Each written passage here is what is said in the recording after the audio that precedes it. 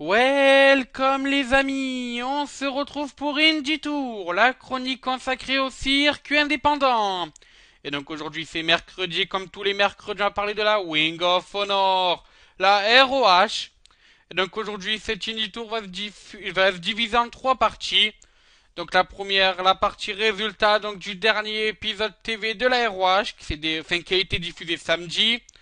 La seconde partie sera elle consacrée à une news concernant Cédric Alexander qui s'est exprimé suite au choix de la gimmick des New Day à la WWE. Et enfin donc on terminera avec de grandes annonces vu que nous avons les noms et surtout les matchs des quatre crossovers entre la New Japan Pro Wrestling et la ROH qui sont donc Global War et War of the World. Donc nous découvrirons quel match pourra être des choix stealers, quel match non, et ainsi de suite. Ça sera en fin d'émission. Voilà, bon, mais commençons donc directement avec les résultats donc du show TV de la ROH. Et donc le kick-off du show, donc entre guillemets le premier match, opposait Moose à BJ Winner, à Will Ferrara et à Caprice Coleman. Et c'est le leader de VD4, BJ Winner, qui s'est imposé après avoir blind tagué Moose alors que ce dernier allait effectuer son spear sur Caprice Coleman. Donc ensuite, celui qui est resté déjà depuis plus de 10 ans à la ROH a éjecté Moose donc en dehors du ring pour faire le tomber sur Coleman. On peut bien sûr penser à une sorte de petit push, peut-être pour un futur title shot, en vue donc pour le leader de The Decade. Ensuite, justement, The Decade était sur le ring avec Adam Page qui s'est exprimé sur ACH. Il lui a rappelé surtout ses trois défaites, avant de tenter de brûler un t-shirt justement appartenant à ce dernier. C'est alors qu'ACH est venu et donc les deux se sont amusés à s'échanger quelques droites. ACH a donc ensuite fait partir du ring Adam Page, a commencé à s'exprimer. Madame Page est revenue et c'est reparti en baston entre les deux, avant qu'un match soit officialisé. Match assez rapide qui a tourné à l'avantage d'Adam Page, vu que BJ Winner, et oui, encore lui, a craché à la face d'ACH, permettant à Adam Page de surprendre donc ce dernier, avec un reverse pile driver pour le tombé final. Mauvaise série pour ACH, vu qu'on se rappelle, il avait abandonné contre Alberto El Patron, il avait perdu contre Jay Briscoe et contre Samoa Joe, donc est-ce qu'ACH va arriver à s'en remettre? Nous le découvrirons. Ensuite, main event de la soirée, match pour le titre par équipe de la ROH entre Via Addiction et Red Dragon. Troisième match entre ces deux équipes, troisième fois pour le titre. Et cette fois, ça a tourné à l'avantage de manière assez surprenante de Via Addiction.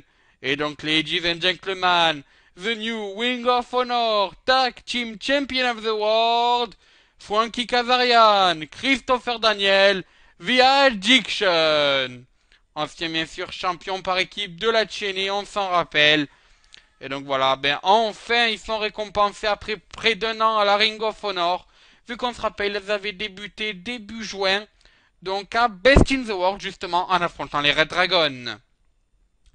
Voilà, passons donc maintenant à Caprice Coleman donc, qui ne faisait pas partie donc de cet épisode TV mais qui est bel et bien la Ring of Honor.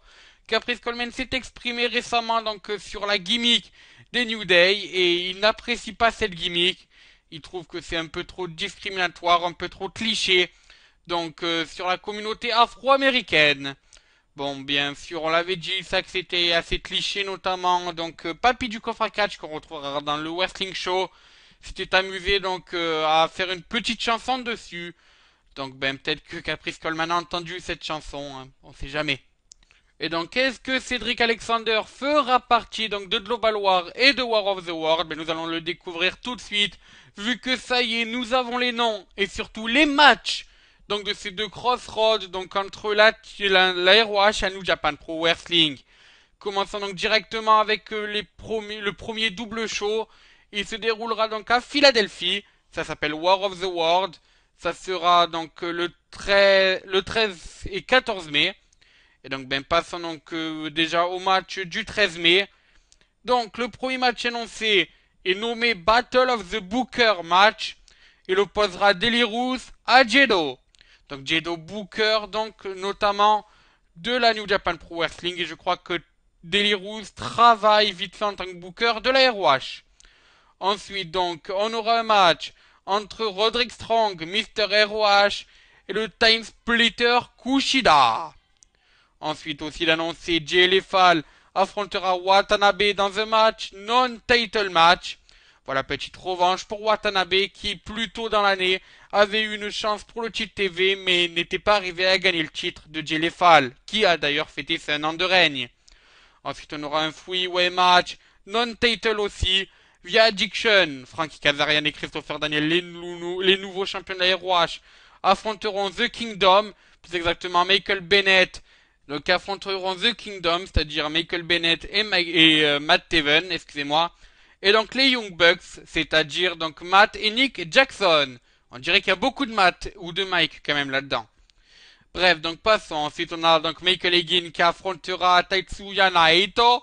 Donc Tetsuya Naito qu'on a l'habitude de voir bien sûr à la New Japan Pro Wrestling et Michael Elgin à la ROH, c'est logique.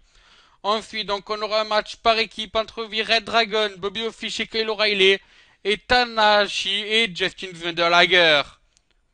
Ensuite, donc, on a AJ Styles qui affrontera un adversaire qui n'est pas encore donc déterminé. À première vue, sera un non-title match, vu qu'AJ Styles ne remettra pas en jeu son IWGP donc champion qu'il a gagné contre Tanahashi. Ensuite, justement, on a The Briscoe, les champions, le champion de la ROH, Jay Briscoe avec son frère Mark, qui affronteront Okada et Nakamura, donc dans le main event de cette première nuit de War of the World. Pour la deuxième nuit, Watanabe encore affrontera le membre de The Decade, Adam Page. Ensuite, on a aussi donc via Addiction qui ne défendront encore une fois pas leur titre. Cette fois, ce sera contre Okada et Jado. Je répète, le titre n'est pas en jeu. Ensuite, donc Jay Lethal affrontera donc Shinsuke Nakamura. Il affrontera aussi Mark Briscoe et Justin Wunderliger dans un four-way match où le titre n'est pas en jeu là aussi. Ensuite, donc, Michael Elgin affrontera Kushida dans un grudge match. Kyle O'Reilly affrontera lui Tatsuya Naito. Roderick Strong affrontera l'ancien champion IWGP Tanahashi. Et enfin, donc, dans le main event de la non, pardon, ce n'est pas le main event. Il manquait encore un match. Donc, The Kingdom, avec surtout le retour in-ring d'Adam Cole, affronteront le Bullet Club d'AJ Styles et des frères Jackson. Et donc ainsi dans le main event de la soirée, match de championnat pour le titre de la ROH entre Jay Briscoe et Bobby Fish, donc le représentant des Red Dragons contre le représentant des Briscoe. Donc passons maintenant donc à la deuxième nuit donc de ce la deuxième paire de nuits de ce crossover donc entre la ROH et New Japan Pro Wrestling. Cette fois ça concerne donc Global War. Donc Global War qui avait aussi eu lieu l'an dernier. Sauf que l'an dernier, ça avait eu lieu, je crois, à New York et non pas à Toronto au Canada. Voilà, donc passons à quelle est l'affiche donc de ce Global War, plus exactement cette première nuit donc de Global War a vraiment deux belles affiches. Donc cette fois, je vais faire l'inverse. J'ai commencé donc par le main event, par ce qui devrait être le main event de la soirée, et je vais régresser alors que pour War of the World, je suis parti de ce qui devait être le plus bas match entre guillemets de la soirée, je suis monté jusqu'au main event. Donc dans le main event de cette première nuit de Global War, on devrait avoir un match ROH All-Star versus Bullet Club. Dans le ROH All-Star, on trouverait donc deux équipes de la ROH, la War Machine, donc de Hanson et de Raymond Wo, avec les Briscoe, Mark et Jay, accompagnés donc de Roderick Strong, qui affronterait les Young Bucks, Karl Anderson, Pat Fail et donc AJ Styles dans un 10-man tag team match. Ensuite, donc on aurait Jay Lethal qui affronterait Naito dans un match pour le titre TV, cette fois donc de la ROH. Ensuite, donc Michael Elgin affronterait l'ancien champion WGP Tanahashi. Cedric Alexander, dont j'ai parlé plus tôt, affrontera Okada. ACH affrontera Nakamura, peut-être une chance donc de rédemption pour ACH après ses nombreuses défaites. Les Kingdom, donc Michael Bennett et Matt Taven affronteront Justin Wunderliger et Matt Sydal. Ensuite, donc on a les Roppongi Vice qui affronteront via Addiction, The Decade et Red Dragon. À première vue, il n'y aurait pas de titre en jeu dans ce four-way tag team match. Et enfin, donc une petite bataille entre guillemets pour le droit des timekeepers des time splitters, excusez-moi, entre donc Chris Sabin, ancien partenaire d'Alex Shelley sous les Motor Steam Machine Gun, qui affrontera Kushida, partenaire par équipe donc d'Alex Shelley sous les time splitters. Voilà, donc petite guerre pour Alex Shelley. On va découvrir qui va gagner cette guerre. Et donc enfin, on termine donc avec Moose et Jedo qui devra affronter donc Young et Watanabe. Enfin donc dans cette deuxième nuit donc à Toronto toujours Ontario Canada donc pour Global War Night 2, AJ Styles et les Young Bucks devraient affronter Roppongi Vice et Okada donc dans un match à 6. Ensuite donc dans un single match Nakamura devra affronter Roderick Strong.